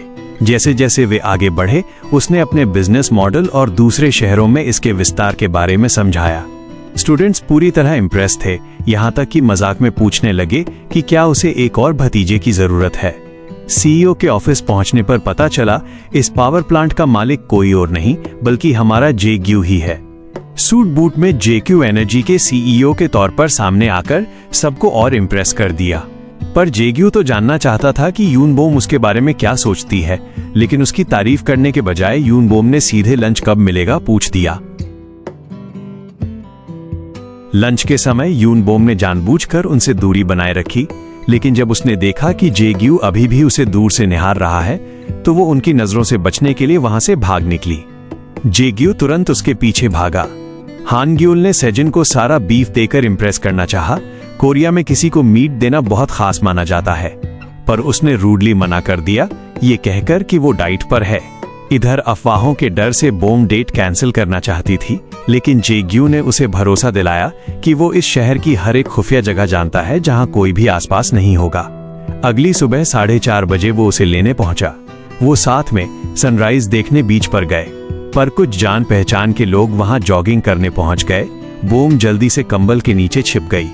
हालांकि जेग्यू ने उन्हें वहां से भगाने की कोशिश की, लेकिन वे उसे कंपनी देने के बहाने उसकी आंखों के सामने उसका बनाया हुआ पूरा लंच बॉक्स साफ कर गए। वो अब बोम को नाश्ते के लिए दूसरी खुफिया रेस्टोरेंट ले गया, लेकिन वहां भी प्रिंसिपल मिल गए, जिस वजह से उन्हें अलग अलग खाना पड़ा। वो आखिर में एक मेले में गए, लेकिन वहां भी शक्की टीचर ने उन्हें देख लिया। उससे बचने के लिए उन्हें हॉन्टेड हाउस की अलमारी में छिपना पड़ा। टीचर भी उसे रंगे हाथों पकड़ने के इरादे से पीछे पीछे आई। वो उन्हें पकड़ तो नहीं पाई, लेकिन कम से कम उसने हमारे लव बर्ड्स को उस अलमारी में एक साथ कुछ करीबी पल बिताने का मौका दे दिया। पूरी डेट खराब होने पर जेग्यू उदास बोम को एक बंद स्कूल के प्लेग्राउंड ले गया ताकि उनकी डेट एक मीठी याद के साथ खत्म हो। विदा लेते वक्त जेग्यू ने उसे 3 बातें कहीं। अपनी डाइट का ध्यान रखना, कभी कोई तंग करे तो बस उसे उसका नाम बता देना, और आखिरी बात के तौर पर उसने बोम के हाथों में एक तोहफा थमाया और कहा कि अगर उसे कभी भी उसकी याद सताए तो वो इसे खोल ले। बदले में बोम ने भी 3 वादे लिए। अपनी ताकत की जगह दिमाग इस्तेमाल करना, दूसरा किसी और लड़की के सामने सूट न पहनना। जेग्यू ने कसम खाई कि वो अब सूट तभी पहनेगा जब 2 साल बाद उससे दोबारा मिलेगा। जैसे ही उनकी राहें जुदा होने वाली थीं, बोम ने अपनी तीसरी और आखिरी मांग रखी। उसे एक प्यार भरी जादू की झप्पी चाहिए थी। लेकिन उनका ये सीक्रेट ज्यादा देर तक छिप नहीं सका। जिन ह्यूक, जो स्कूल का ही एक और टीचर था, उसने दूर से जेग्यू और बोम को हक करते देख लिया। रंगे हाथों पकड़े जाने पर दोनों घबरा गए और उसके पांव में गिरकर रिक्वेस्ट करने लगे कि वो उनका ये राज किसी को न बताए। जिन ह्यूक राज रखने के लिए मान तो गया, लेकिन बदले में उसने 2 शर्तें रख दी। पहली ये कि बोम को यी जून के कर्मचारी के खिलाफ कुछ जानकारी निकालकर उसे देनी होगी, और दूसरी ये कि जेग्यू को जूडो मैच में उससे जानबूझकर हारना होगा ताकि वो अपनी पसंदीदा औरत को इम्प्रेस कर सके। इसी बीच जेग्यू की बहन हे योन उसे ढूंढते हुए वहां आ पहुंची, लेकिन उसकी मुलाकात हान ग्योल से हो गई। उसने चुपके से हान ग्योल के हाथ में कुछ पैसे थमाए और कहा कि वो अपने चाचा को इस मुलाकात के बारे में न बताए। हान ग्योल काफी कंफ्यूज्ड और हैरान था कि आखिर ये महिला कौन है। हान ग्योल ने जेग्यू को उस अजीब महिला के बारे में बताने की कोशिश भी की, लेकिन जेग्यू अपने ख्यालों में इतना खोया हुआ था कि उसने उसकी बात सुनी ही नहीं। अगले दिन जिन ह्यूक ने बोम को उन सवालों की लिस्ट थमा दी जो वो जानना चाहता था, और शर्त के मुताबिक उसने मैच में जेग्यू को हरा दिया। यह देखकर हेसुक पूरी तरह से हैरान रह गई। पहली बार हारने के बाद जेग्यू इतना शर्मिंदा था कि वो जमीन से उठा ही नहीं, जिससे जिन ह्यूक का प्लान पूरी तरह सक्सेसफुल हो गया। बाद में बोम की मुलाकात हे योन से हो गई। अभी भी उसे वही इंश्योरेंस एजेंट समझते हुए बोम ने बातों बातों में उसकी बेइज्जती कर दी। तभी हेयोन ने उसे सच बताया कि वो कोई इंश्योरेंस एजेंट नहीं है, और बोम को जाकर जेग्यू से उनके असली रिश्ते के बारे में पूछना चाहिए। गुस्से में आग बबूला होकर बोम ने जेग्यू को आखिरी मौका दिया, या तो वो सच बताए या फिर उनका रिश्ता यहीं खत्म। तब जाकर जेग्यू ने सच उगला। सालों पहले हेयोन एक बच्चे के साथ घर लौटी थी। उसके पिता ने उसे पीटा और घर से बाहर निकालने की कोशिश की। उसने वो बच्चा जेग्यू को सौंप दिया और ये वादा करके सियोल चली गई कि वो पैसे कमाएगी और अपने भाई और बेटे दोनों का भविष्य बनाएगी। लेकिन अफसोस, उसने उसके बाद कभी पलटकर नहीं देखा, ये जानकर कि वो औरत कोई और नहीं बल्कि जेग्यू की सगी बहन और हान ग्योल की माँ है। बोम ने उसे समझाया कि उसे हान ग्योल को बता देना चाहिए कि उसकी माँ जिंदा है, लेकिन जेग्यू इसके सख्त खिलाफ था, और उसकी वजह भी जायज थी। वो महिला अपने बच्चे या भाई के लिए नहीं बल्कि पिता की विरासत में अपना हिस्सा मांगने वापस आई थी। उसने वादा किया था कि अगर जेग्यू उसे वो दे दे जो उसे चाहिए तो वो दोबारा कभी अपनी शक्ल नहीं दिखाएगी। फिर भी बोम का नजरिया अलग था। उसका मानना था कि वो औरत चाहे कितनी भी बुरी क्यों ना हो, हान ग्योल अपनी माँ को याद करता है, और अगर उसे बाद में पता चला कि जेग्यू ने उसे धोखे में रखा तो उसे बहुत गहरा सदमा लगेगा। स्कूल में हान ग्योल सेजिन को डेट पर पूछने के लिए गिफ्ट खोज रहा था, लेकिन उसने एक अनोखा फैसला लिया। उसने गिफ्ट के तौर पर अपनी फाइनल परीक्षा में पीछे होने का फैसला किया ताकि सेजिन स्कूल की टॉप स्टूडेंट बन सके। तभी शहर में एक भीषण टाइफून आ गया। सोलर पैनल्स की वजह से सिर्फ जेग्यू के घर में बिजली थी, क्योंकि पूरे शहर में बिजली गुल थी और एग्जाम के लिए पढ़ाई करनी थी। इसलिए हान ग्योल ने पूछा कि क्या वो सेजिन और उसके भाई को घर बुला सकता है। देखते ही देखते जेग्यू ने सभी लोगों के लिए अपने घर के दरवाजे खोल दिए। नतीजा ये हुआ कि उसका पूरा घर अब एक धर्मशाला बन चुका था। इतने लोगों के होने के बावजूद बोम कहीं दिखाई नहीं दे रही थी। उसे आखिरी बार यी जून के साथ देखा गया था, लेकिन अब किसी को नहीं पता था कि वो कहाँ है। घबराए हुए जेग्यू और यी जून दोनों उसे खोजने के लिए उस भीषण तूफान में निकल पड़े। बोम ने जेग्यू का दिया हुआ तोहफा कहीं खो दिया था और इतने तूफान में उसे ढूंढ रही थी। आखिरकार उसे वो तोहफा मिल तो गया, लेकिन ठीक उसी पल एक भारी भरकम साइन बोर्ड सीधे उसकी ओर आ गिरा। इसी बीच घर पर सेजिन हान ग्योल पर नजर रखे हुई थी, ये जानने के लिए कि आखिर उसका स्कूल में फर्स्ट आने का सीक्रेट क्या है। उस पर नजर रखते हुए वो लॉन्ड्री रूम में छिप गई। लेकिन जैसे ही हान ग्योल अपनी शर्ट उतारने ही वाला था, उसने सेजिन को पकड़ लिया। घबराहट में उसका बैलेंस बिगड़ा और वो सीधे उसके ऊपर जा गिरी। जब हान ग्योल को उसके वहां होने की वजह समझ आई तो उसने उसे अपना कमरा और स्टडी टेबल दे दिया ताकि वो आराम से एग्जाम की तैयारी कर सके, और खुद सोफा पर सोने चला गया। आखिरकार बोम को होश आया तो उसने खुद को यी जून की बाहों में पाया। उसे गिरते हुए साइन बोर्ड के बारे में कुछ याद नहीं था। जब वो जेग्यू के पास पहुंची तो जेग्यू उस पर बरस पड़ा। वो बहुत डरा हुआ था और भारी बारिश में उसके बाहर जाने को लेकर गुस्से में था। बोम ने जवाब दिया कि उसके पास बाहर जाने की वजह थी, लेकिन जेग्यू ने उसे कड़वे शब्द बोलकर उसका दिल दुखा दिया। नाराज होकर वो दोबारा घर से बाहर चली गई। जेग्यू ने उसका पीछा किया और तब जाकर बोम ने बताया कि उसने उस जानलेवा तूफान में जाने का जोखिम सिर्फ उसका गिफ्ट ढूंढने के लिए उठाया था। क्या पता इसके अंदर अंगूठी हो। ये सुनते ही जेग्यू का गुस्सा तुरंत पिघल गया, हालांकि वो अभी भी उसकी लापरवाही से परेशान था। असल में हादसे के वक्त जेग्यू ने अपने शरीर से ढाल बनकर बोम को बचाया था। उसे बचाने के चक्कर में वो घायल हो गया था, इसीलिए उसने बेहोश बोम को यी जून के भरोसे छोड़ा था और खुद डॉक्टर के पास चले गया। क्योंकि बोम बेहोश हो गई थी, उसे इस बारे में अब तक कुछ पता नहीं था। सब कुछ पता चलते ही हमारे लवबर्ड्स के बीच सब कुछ फिर से ठीक हो गया। अचानक जेग्यू की आंखों से आंसू बहने लगे, जिन पर उसका कोई काबू नहीं था। उसे संभालने के लिए बोम ने उसके गाल पर किस किया और जवाब में जेग्यू ने उसके होठों को चूम लिया। सेजिन को ठंड लग रही थी, इसलिए हान ग्योल इलेक्ट्रिक हीटिंग पैड लेने जेग्यू के कमरे में गया। पैड के बजाय उसकी नजर सन ही योन के साइन किए हुए विरासत के कागजातों पर पड़ी। उसे तुरंत वो औरत याद आ गई जिससे वो घर के बाहर मिला था। सारी कड़ियां जोड़ते हुए उसे सच का एहसास हुआ और वो सीधे अपने चाचा से इस बारे में सवाल करने चल पड़ा। अचानक हुए इस सवाल जवाब ने जेग्यू को पूरी तरह से चौंका दिया। वो जवाब देने के लिए शब्द ही नहीं जुटा पाया और उसकी खामोशी ही हान ग्योल का जवाब बन गई। वो उस दर्द और गलतफहमी को सुलझाने के बजाय उन्हें अपने अंदर दबाकर वहां से चला गया। अगली सुबह जेग्यू ने चीजों को ठीक करने की कोशिश की। वो सुबह जल्दी उठा और हान ग्योल का पसंदीदा नाश्ता तैयार किया, लेकिन हान ग्योल ने खाने से मना कर दिया और स्कूल के लिए निकल गया। सेजिन उसके पीछे भागी ताकि वो उसे उनके दोस्त की दादी के जन्मदिन का इनविटेशन दे सके। पिछली रात की उनकी बातचीत सुनने के बाद सेजिन ने उसका मूड ठीक करने के लिए पूछा कि क्या वो पार्टी के बाद आइसक्रीम खाने चलेगा। अगले दिन जेग्यू ने दादी के जन्मदिन की पार्टी होस्ट की। उसने गांव के बुजुर्गों की सेहत और खान पान का खास ख्याल रखते हुए सारा खाना खुद तैयार किया। इतनी अच्छी तैयारी देखकर इस सब इम्प्रेस हो गए, यहाँ तक कि वे टीचर्स जो हमेशा उसकी बुराई करते थे, वे भी उसकी तारीफ करने लगे कि वो तो एकदम परफेक्ट दामाद मटेरियल है। हालांकि हान ग्योल के लिए ये सेलिब्रेशन सही मौका था। जब सब पार्टी में बिजी थे, वो अपनी माँ से मिलने चुपके से सियोल के लिए निकल पड़ा। पार्टी में जेग्यू बोम से अपने दिल की बात कह रहा था कि वो हान ग्योल के साथ सब कुछ कैसे ठीक करें। तभी अचानक उस रेस्टोरेंट लेडी ने उन्हें पहचान लिया, जिसके साथ जेग्यू ने कभी मजाक में खुद को और बोम को पति पत्नी बताया था, और उसमें जोर से सबके सामने उनके बच्चे के बारे में हालचाल पूछ लिया। रही सही कसर जिनह्युक ने पूरी कर दी। उसने अपना वादा तोड़ते हुए सबको बता दिया कि उसने एक बार बोम और जेग्यू को गले मिलते देखा था। उसे कमेंट ने कमरे में मौजूद हर किसी के सामने उनके रिश्ते की पोल खोल दी। यी जून वहां खड़ा पूरी तरह से सदमे में था और अंदर ही अंदर उसका दिल टूट गया था। जो रिश्ता अब तक सीक्रेट था, वो अचानक सबके लिए गॉसिप का विषय बन गया। इसी बीच एक दोस्त ने बातों बातों में सेजिन को बता दिया कि हान ग्योल सियोल गया है, इसलिए पार्टी में नहीं आ पाएगा।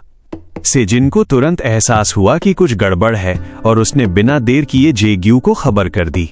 सियोल पहुंचकर आखिरकार हान ग्योल अपनी मां से मिला। वो उसे एक बड़े और महंगे रेस्टोरेंट में ले गई, जहां उन्होंने साथ में कुछ वक्त बिताया। उसने हान ग्योल को भरोसा दिलाया कि उसने उसे कभी नहीं छोड़ा था।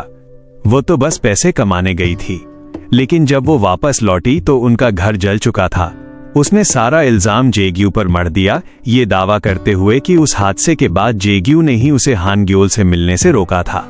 उसने ये भी माना कि अब उसका एक दूसरा परिवार है, लेकिन साथ ही ये भी कहा कि हान ग्योल आज भी उसके लिए बहुत मायने रखता है और वो जब चाहे उससे मिलने आ सकता है। ये सब सुनकर हान ग्योल की खुशी का ठिकाना नहीं था, लेकिन जैसे ही वो वहां से जाने लगा, वो उसका फोन नंबर मांगने के लिए वापस मुड़ा और उसने अपनी माँ को फोन पर जेग्यू से बात करते हुए सुन लिया। उस बातचीत ने उसके सामने वो कड़वा सच ला खड़ा किया जिससे वो अनजान था। उसकी माँ ने उसे वाकई में छोड़ दिया था।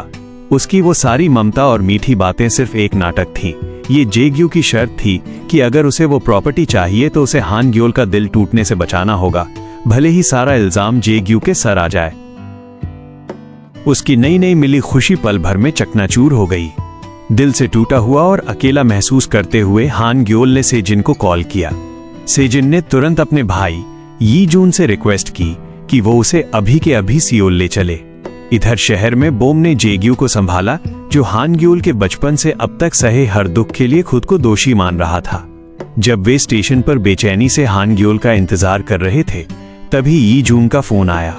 उसने जेग्यू को तसल्ली दी कि उन्हें हान ग्योल मिल गया है और वे उसे अपने साथ वापस ला रहे हैं। सियोल में सेजिन हान ग्योल से हान नदी के किनारे मिली। पिछले बार की तरह वे पानी के किनारे बैठे और बातें करने लगे। हान ग्योल की दबी हुई सारी भावनाएं बाहर आ गईं।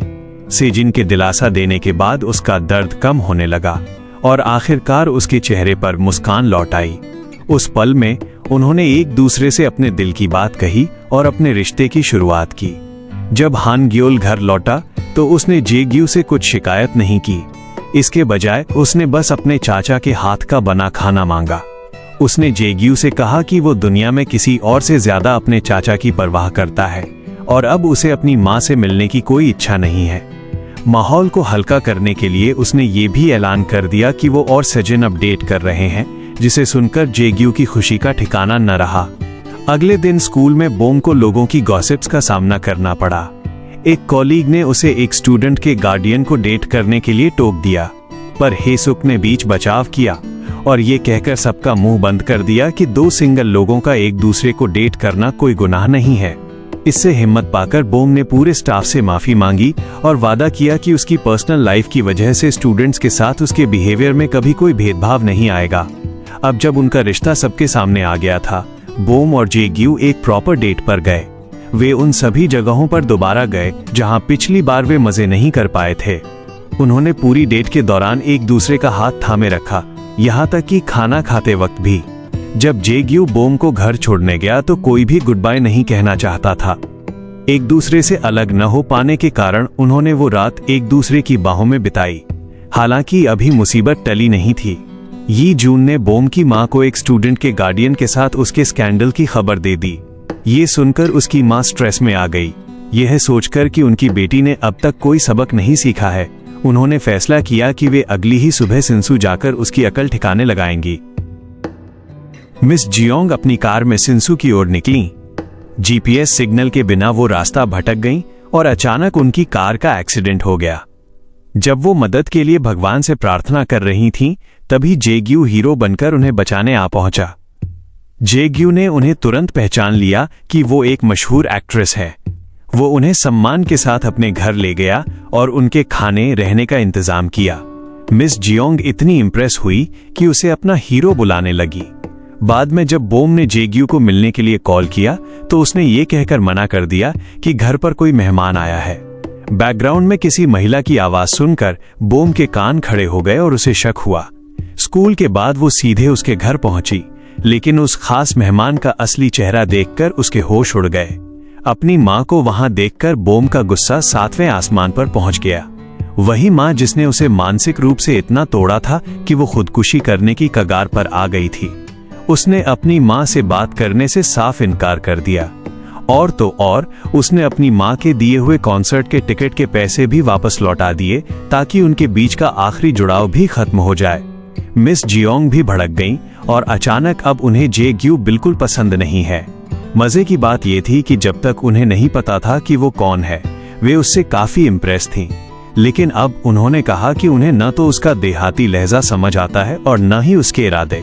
ये कहकर वो गुस्से में यी जून के ऑफिस की ओर निकल गई। उन्हें वहां देखकर यी जून के पसीने छूट गए। उसे डर था कि अगर बोम को पता चला कि वो उसकी माँ के लिए उसकी जासूसी कर रहा था तो वो उसे कभी माफ नहीं करेगी। जब मिस चोंग यी जून से पूछ रही थी कि उनकी बेटी किस तरह के आदमी को डेट कर रही है, तब हमें उनके पास्ट की कुछ झलक मिली। जेग्यू का पिता बचपन से ही अपनी पत्नी, बच्चों को मारता था। अपने दोस्त की मदद करने के लिए यी जून ने अच्छे ग्रेड्स के बदले अपने पेरेंट्स से मिले पैसे जमा किया था। उन पैसों से दोनों ने सियोल कॉलेज जाने का प्लान बनाया था ताकि वे अपने परिवारों से दूर जाकर आजादी से रह सकें। लेकिन जेग्यू के घर में आग लग गई और उसके पिता की मौत हो गई।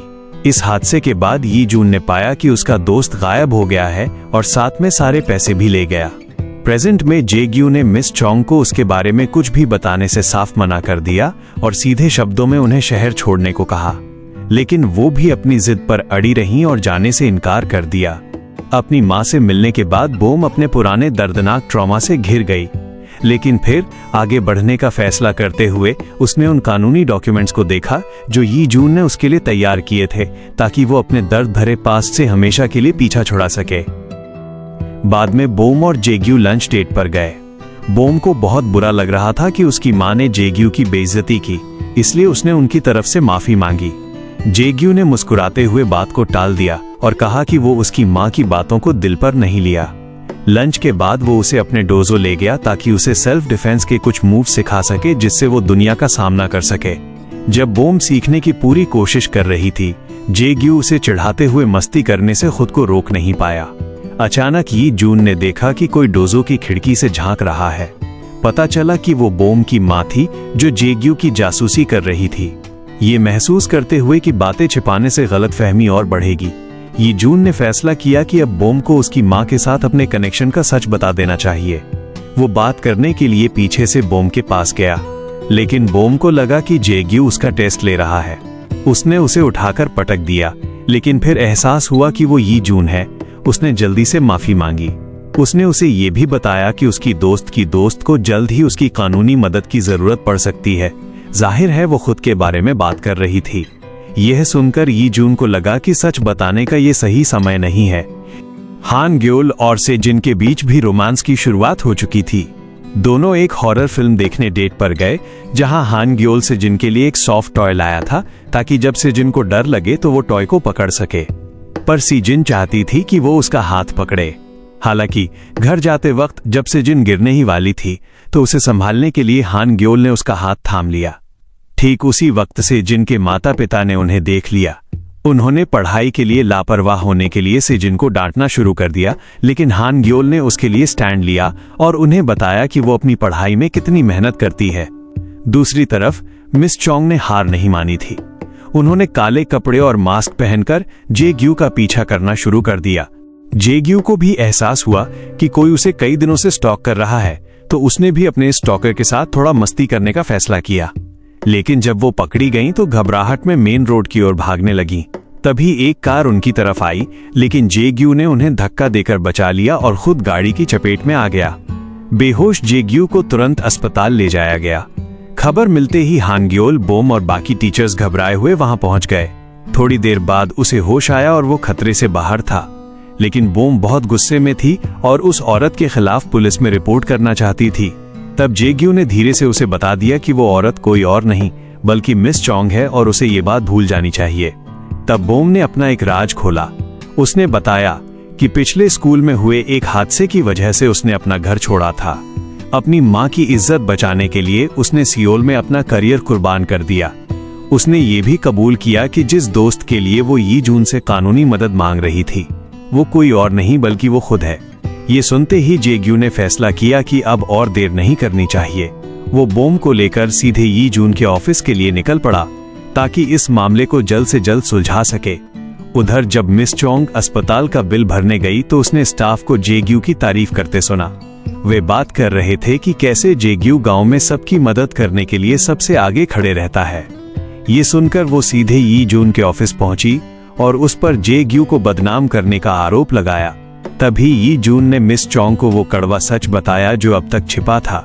जेग्यू कोई अच्छा इंसान नहीं है। उस रात लोगों ने बताया कि उसने अपने ही पिता को मार दिया और फिर उसके पैसे लेकर भाग गया। ठीक उसी पल दरवाजे पर बोम और जेग्यू आ खड़े हुए। इतने बड़े खुलासे के बाद कमरे में मौजूद किसी के पास बोलने के लिए शब्द नहीं बचे थे। सब सन्न रह गए। बाद में जेग्यू ने बोम से कहा कि वो उससे उन इल्जामों के बारे में पूछ सकती है जो यी जून और गांव वाले उस पर लगा रहे हैं। लेकिन बोम ने उसकी आंखों में देखते हुए कहा, मुझे तुम पर पूरा भरोसा है। तब जाकर जेग्यू ने उस भयानक आग का सच बताया जिसने उसका घर तबाह कर दिया था।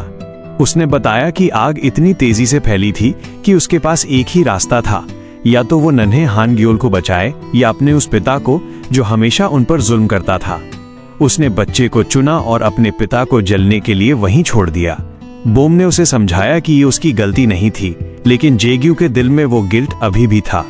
उसने अपना वो पुराना निशान दिखाया और कहा, ये निशान मुझे याद दिलाता है कि मैंने अपने पिता को मारा है और इसके लिए मैंने खुद को कभी माफ नहीं किया।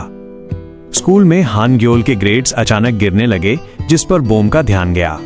जब उसने उससे सख्ती से पूछा तो हान ग्योल ने माना कि वो जानबूझकर कम नंबर ला रहा है ताकि सेजिन फर्स्ट आ सके और उसे सुकून मिले। अगले दिन जेग्यू की बहन वहां आई। उसने बताया कि बोम ने ही उसे जेग्यू से बात करने के लिए मनाया था। उसने जेग्यू को तसल्ली दी, अगर तुम हमारे पिता को बचाने की कोशिश करते तो तुम तीनों ही मर जाते। उसने कहा, असली गिल्ट तो मुझे होना चाहिए, फिर भी मैं अपने नए परिवार के साथ सर उठा के जी रही हूं। तुमने तो कुछ गलत किया ही नहीं, तो तुम किस बात के लिए शर्मिंदा हो? उसने उसे गले लगाकर कहा, यह निशान पिता की मौत का नहीं बल्कि हान ग्योल की जिंदगी का सबूत है।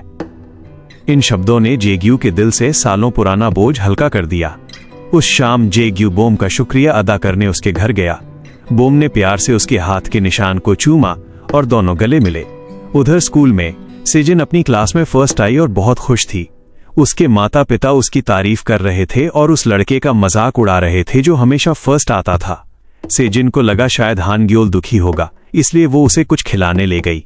वो बता रही थी कि उसके पेरेंट्स कितने खुश हैं।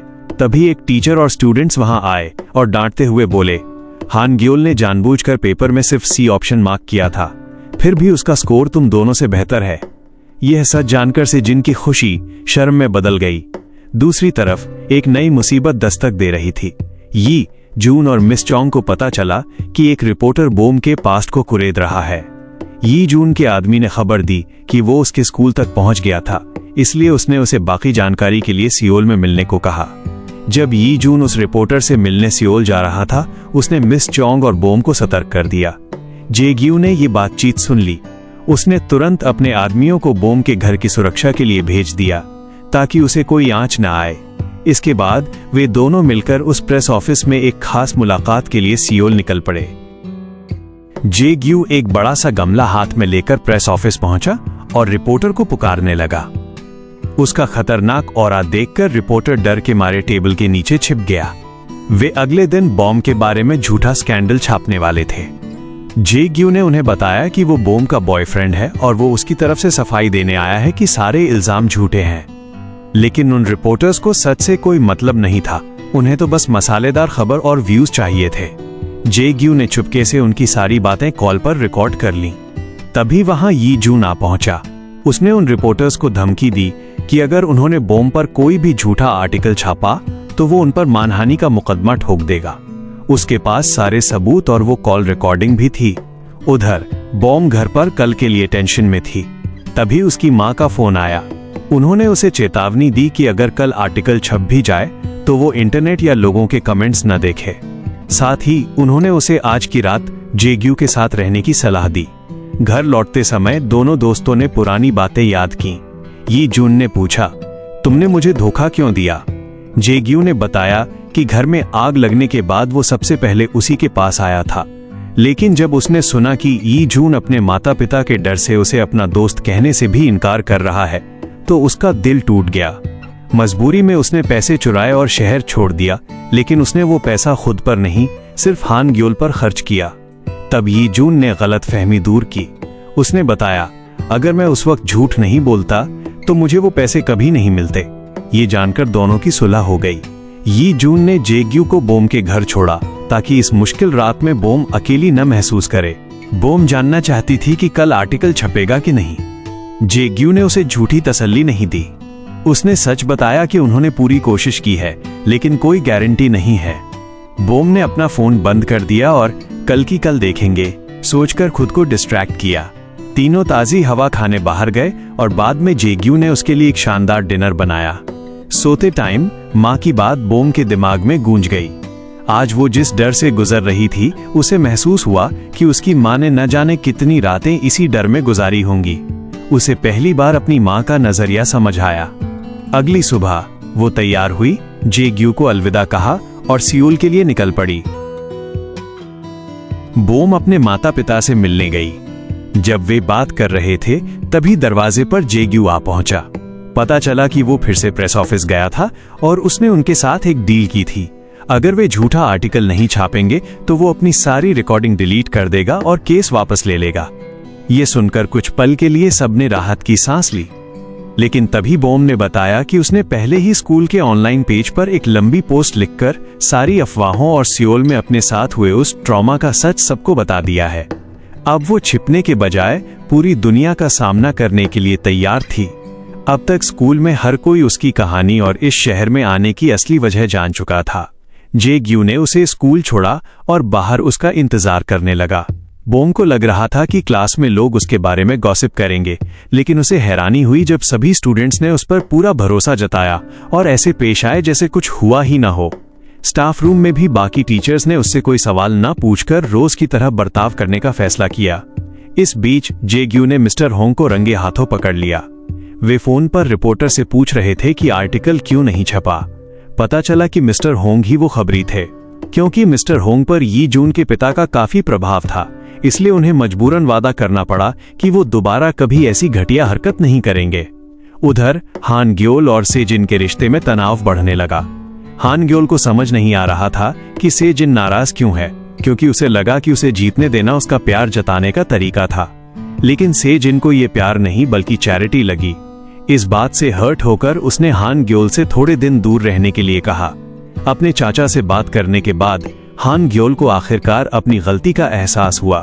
वो समझ गया कि उसे जीतने देकर उसने सेजिन की मेहनत की इंसल्ट की है। सच्चा प्यार किसी की काबिलियत पर भरोसा करने में है, न कि तरस खाकर उसके रास्ते से हट जाने में। हान ग्योल अब सियोल के कॉलेज में पढ़ना चाहता था। उसने ये भी बताया कि मिस बोम का एक्सचेंज प्रोग्राम खत्म होने वाला है, इसलिए वो भी जल्द ही सियोल लौटने वाली हैं। अगले दिन हान ग्योल ने सेजिन से दिल से माफी मांगी और वादा किया कि वो उसे उसके दम पर आगे बढ़ने देगा। स्कूल में फाइनल एग्जाम्स के रिजल्ट्स आ गए। इस बार सेजिन ने अपनी मेहनत से फर्स्ट प्लेस हासिल किया। ये देखकर हान ग्योल को थोड़ी सी जलन महसूस हुई। उसने मजाक में सेजिन से कहा कि अब उसे थोड़ा स्पेस चाहिए।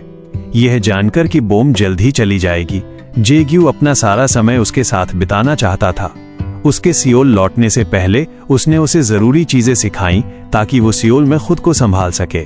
उसने उन दोनों की यादों को हमेशा के लिए संजोने के लिए एक कैमरा भी खरीदा। उन्होंने अपने हर खास पल की तस्वीरें ली, उनकी डेट्स, मार्शल आर्ट्स की ट्रेनिंग और प्यारे बोम सिक के साथ की गई मस्ती। एक साल बाद बोम सियोल के एक नए स्कूल में पढ़ा रही थी। हालांकि कुछ लोग अभी भी उसके पास्ट के बारे में फुसफुसाते थे। यीजून एक बहुत बड़ी खुशखबरी लेकर आया। बोम ने उस बदतमीज पेरेंट के खिलाफ कोर्ट केस जीत लिया था।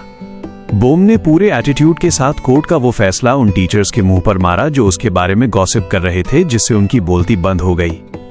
इस बीच जेग्यू हान ग्योल की मां से मिला। उसने हान ग्योल की कॉलेज की फीस भरने की पेशकश की, लेकिन जेग्यू ने पैसे लेने से मना कर दिया। इसके बजाय उसने उसे कहा कि एक मां के रूप में वो अपने बेटे को थोड़ा प्यार दे, जिसके लिए वो हमेशा से तरसा है। जेग्यू की बहुत याद आने पर बोम ने आखिरकार वो तोहफा खोला जो उसने उसे बहुत पहले दिया था, लेकिन खुश होने के बजाय वो गुस्से से आग बबूला हो गई। उसे ये सोचकर ही भयंकर गुस्सा आ रहा था कि इस कबाड़ को बचाने के चक्कर में उसने तूफान में लगभग अपनी जान ही गंवा दी थी। वो सीधे शिन्सू वापस लौट आई। उधर जेग्यू अपने घर में यी जून के पास शांति से सो रहा था, जो इस बात का सबूत था कि इन दोनों पक्के दोस्तों ने आखिरकार अपने सारे पुराने गिले शिकवे दूर कर लिए हैं। जब वो शहर पहुंचती है तो वो हर जगह जेग्यू को ढूंढती है। हांग्योल जेग्यू को सचेत कर देता है कि बोम बहुत गुस्से में उसे ढूंढ रही है। जेग्यू समझ जाता है और अपनी तैयारी शुरू कर देता है। काफी तलाशने के बाद आखिरकार वो उसे समंदर के किनारे खड़ा पाती है। वो एक फॉर्मल सूट में बहुत हैंडसम लग रहा था। वो गुस्से में उस पर बरस पड़ती है। अपना पुराना टैटू स्लीव तोहफे में देने के लिए खूब खरी खोटी सुनाती है, खासकर इसलिए क्योंकि वो इतने लंबे समय से ये उम्मीद लगाए बैठी थी कि उस डिब्बे में कोई अंगूठी होगी। जेग्यू बहुत शांति से उसे समझाता है कि वो उस स्लीव को केवल उससे मिलने के बाद ही उतार पाया था। बोम ही वो इंसान थी जिसने उसे आखिरकार अपने उस निशान का सामना करने की हिम्मत दी, जिस वजह से वो स्लीव उसके लिए दुनिया की सबसे कीमती चीज बन गई थी। तभी बोम को पूरी तरह से चौंकाते हुए जेग्यू एक खूबसूरत डायमंड रिंग निकालता है और घुटनों के बल बैठकर उसे प्रपोज करता है। इससे पहले कि जेग्यू अपनी बात पूरी कर पाता, बोम तुरंत हाँ कह देती है। वो उससे कहती है कि चाहे वो कुछ भी कहे, उसका जवाब हमेशा यही रहेगा। अब जेग्यू अपना निशान नहीं छिपाता और बोम अपने दर्दनाक अतीत से नहीं भागती। अंत में वे यह साबित कर देते हैं कि सच्चा प्यार हमारे सबसे गहरे घावों को भर सकता है और असली सुकून हमें तभी मिलता है जब हम अपनी असलियत से भागना बंद कर देते हैं।